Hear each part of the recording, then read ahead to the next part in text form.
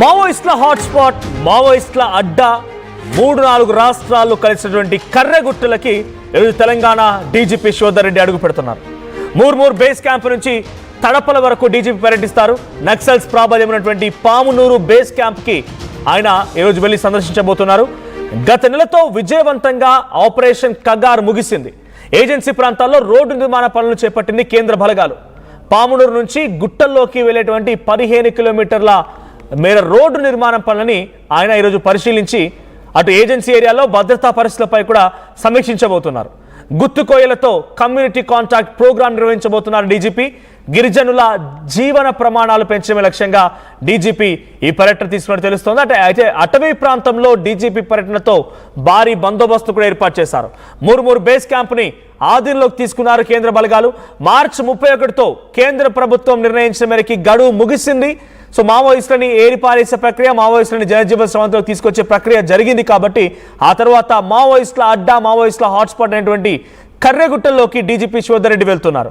So ఏకంగా దేవ్జీ, దేవా, మల్లారాజిరెడ్డి ఇంకా చాలామంది వీళ్ళందరినీ కూడా తెలంగాణకు సంబంధించినటువంటి వ్యక్తులు మావోయిజం అడుగుజాడల్లో వెళ్ళి సుమారుగా సుదీర్ఘకాలం పాటుగా మావోయిస్టులుగా వ్యవహరించి ఎటకెలకి పోలీసు తెలంగాణ డీజీపీ శివధర్ రెడ్డి ఎదుట లొంగిపోయారు. చాలా కీలకమైన వ్యక్తులు, కేంద్ర కమిటీలో పనిచేసిన వ్యక్తులందరూ కూడా మావోయిస్టులుగా ఉన్నవారు. తెలంగాణకు సంబంధించిన వారంతా కూడా లొంగిపోవడంతో కర్రెగుట్టలు ఖాళీ అయిపోయాయి. కర్రెగుట్టల్లో ఇప్పుడు ప్రశాంతతమైనటువంటి వాతావరణం నెలకొంది అనే రకంగా సంకేతం ఇవ్వడం కోసమే ఈ ప్రయత్నం అని తెలుస్తోంది. ఇటు అభివృద్ధి కార్యక్రమాలకు కూడా అటు ఆ గిరిజన ప్రాంతాల ప్రజలు అడవి బిడ్డలకి అందించాలని ఒక లక్ష్యంతో కూడా కొన్ని అభివృద్ధి కార్యక్రమాలు చేస్తుంటే వాటిని కూడా పరిశీలించబోతున్నారు.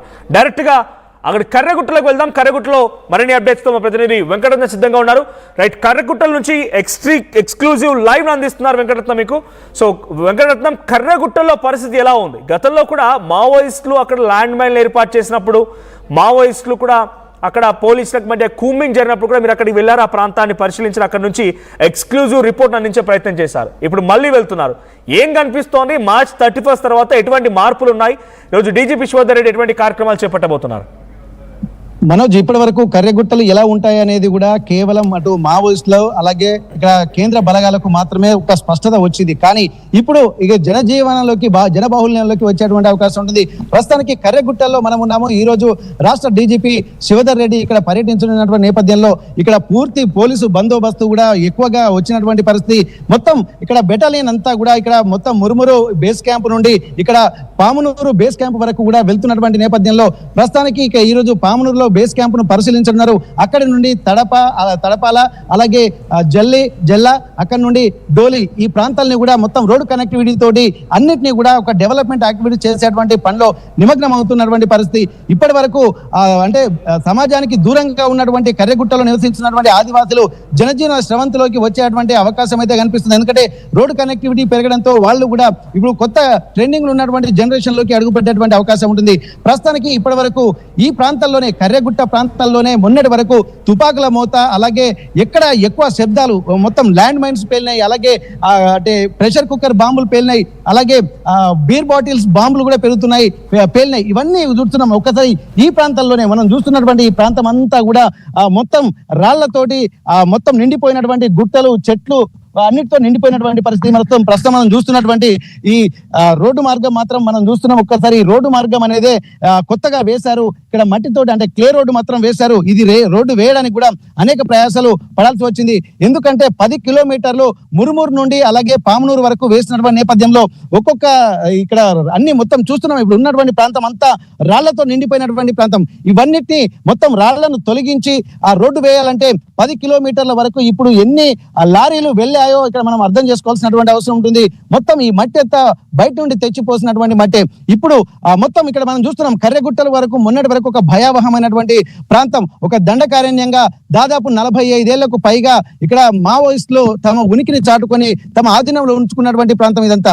అయితే ఈ ప్రాంతంలోనే ఎక్కువగా భయంకరమైనటువంటి వాతావరణంగా కీర్తించబడ్డటువంటి ఈ ప్రాంతం అంతా ఇప్పటి నుండి మాత్రం ఒక పర్యాటక ప్రాంతంగా ఉండేటువంటి అవకాశం అయితే మనకు కనిపిస్తుంది. ఇక్కడ చూసినట్లయితే చూడొచ్చు, మొత్తం అడవులు, కొండలు, కోనలు, చెట్లు, పుట్టలు.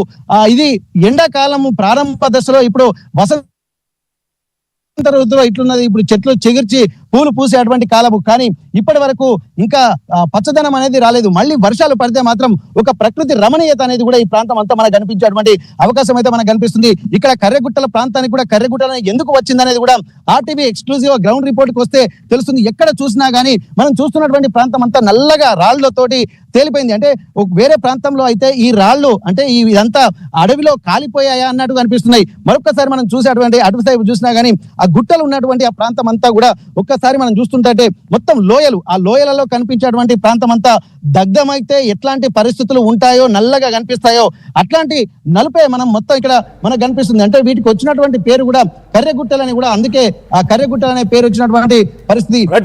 పెద్ద ఎత్తున ఇటు అటవీ ప్రాంతాల్లో కర్రెగుట్టల్లో కానీ ఎక్కడ చూసినా మామూలుగా మావోయిస్ట్ ప్రభావిత ప్రాంతాల్లో ఎక్కువగా మద్దతుదారులు ఉంటూ ఉంటారు, వారికి సహకరించే వాళ్ళు ఉంటూ ఉంటారు.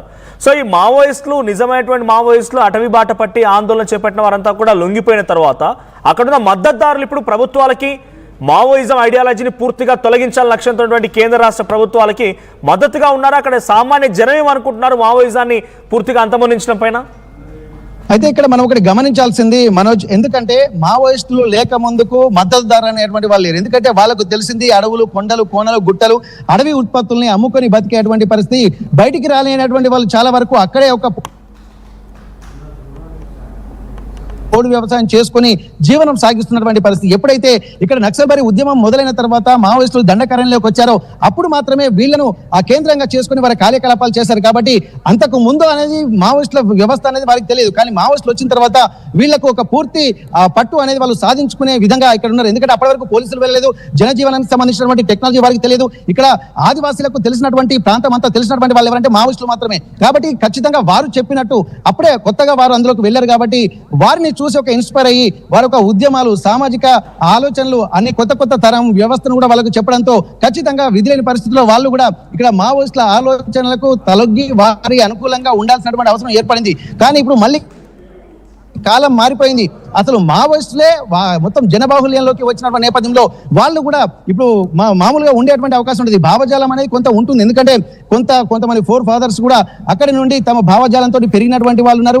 ఆ తర్వాత ఇప్పుడున్నటువంటి టెక్నాలజీ కూడా మళ్ళీ ఇక్కడ కర్రెగుట్టలో ఉన్నటువంటి ఆదివాసీ గిరిజన ప్రాంతాల్లో కూడా వెళ్ళబోతున్నటువంటి నేపథ్యంలో మొత్తం టెక్నాలజీ వైపు ప్రపంచం అంతా ఆకర్షితులమై గ్లోబల్ వరల్డ్ అవుతున్నటువంటి నేపథ్యంలో ఆ గ్లోబల్ వరల్డ్ లో టెక్నాలజీ పెంచేటువంటి అనేటువంటి పేరుతో డెవలప్మెంట్ జరుగుతున్నాయనే పేరుతో హిడ్మా మరణం తర్వాత ఛత్తీస్గఢ్లోని చాలా ప్రాంతాల్లో ముఖ్యంగా స్వగ్రామైనటువంటి ఆ చుట్టుముట్టు అటవీ ప్రాంతాన్ని మొత్తం కూడా కొన్ని కాంట్రాక్ట్ కంపెనీలు, కార్పొరేట్